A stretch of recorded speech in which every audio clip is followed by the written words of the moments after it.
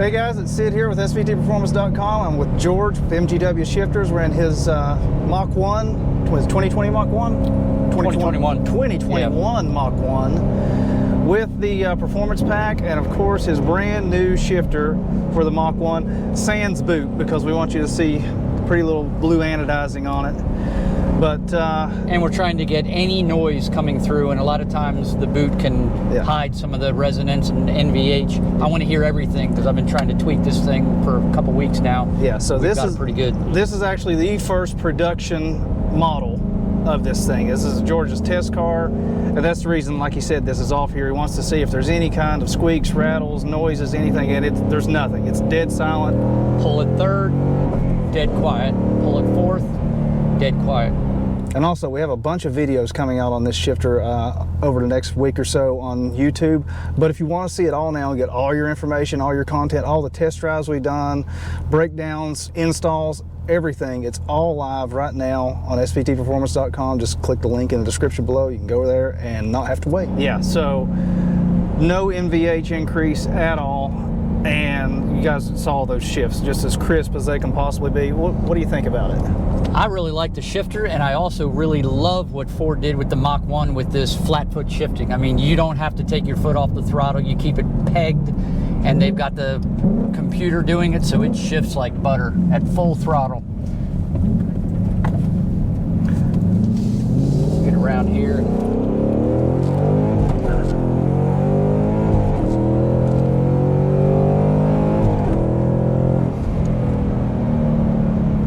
Doesn't get any better than that. No, and this car... Well, it does if you have somebody that drives like Joel Aaron Steele or Ben Callum or somebody, but it doesn't get any better than that for me. Okay. So it's good. Yeah, so this is a major, major upgrade. As good as this car is, there's definitely a lot to be desired in the factory shifter. And that's the first thing I do on any car I get with a manual transmission is look to see if MGW has a shifter for it, because these are the absolute best. I don't care what anybody else says. I've been putting these things in cars forever. And the one nice thing about our shifters is everybody describes them as rifleable because they're really, really tight, and at that end of shift there's no rubbery, you know, little bit forward type of feel to it. But at the same time, it's also a very easy car, or a very easy shifter to shift real easily. See, you can literally shift it with a thumb, a couple fingers. It's not one of those shifters that's so aggressive and so extreme that only racers or drag racers or guys that are taking it out for 10 minutes at a time are going to enjoy. Everybody can enjoy it. I drive this thing daily, and when I want to get on it and abuse it, I can. Shifter doesn't do a thing. But also when I want to just drive normally, I can just really easily shift it into second to third, third to fourth, just with a few fingers. So even guys that are not wanting an extreme shifter are really going to appreciate the value of this shifter. I think that whole rifle bolt action that you're talking about, I think I'm the one who coined that phrase on the... That's true, because you knew us when we weren't doing a whole lot of shifters. We were mainly just doing all our gun parts. Yeah, but that was on the, when we first talked about that, that was on the TR-3060 GT500 shifter, and that one, to me, that was the pinnacle until this thing came out. I think this one's even better than that. Yeah, and like you were saying earlier, it's because it's made into a really smooth transmission. Speaking of made, where are these made? The shifters, you know damn well they're made in Augusta, Georgia, in the USA. In the USA. Every single component. Made in the USA or not at all, right? That's absolutely right. Yeah. I forget who's, that's somebody's, that's Henry Rifles, isn't it? That's their slogan, made in the USA or not at all.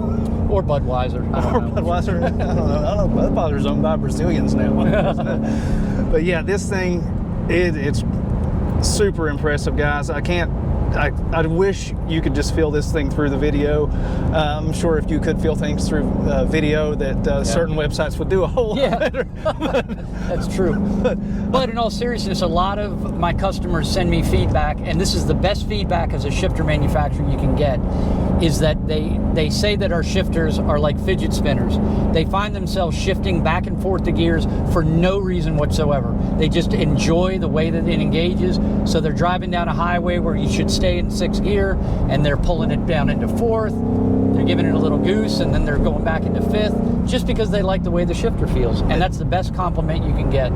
If a shifter is so harsh and so extreme, it's almost like you want to get it up into your gear and leave it there and not fuss with it. And this shifter is not like that. This shifter, you want to play around. Yeah. So, to me, that's why I love a manual transmission car. It makes you feel much more connected. And when you go to like this style shifter, or like we were talking about earlier, the S197 MT82s or GT500 shifter, these are just so much more direct. And if you buy a manual transmission car, you want to feel that connection to the car. Otherwise, you can just get an automatic and be boring. Yep. But I want to give a real quick shout out to Bowen's Garage, where we got the Mach 1 also. We got a resonator delete that they put on the car. Listen to that.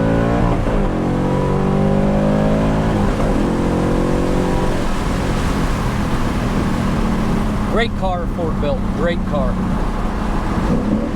To me, it's a perfect combination between a Boss 302 and a Shelby GT350. It really has the attributes of both of those cars. Yeah, that's what I've been saying, that the Mach 1 is actually my favorite S550 chassis Mustang, because like you said, it really... It's got all the technology, the Magnaride suspension, everything from the Shelby, but it has that low-end torque from that Coyote motor, the 5-liter cross-plane motor instead of the flat plane. It's not so high strung. It doesn't need its power way up high.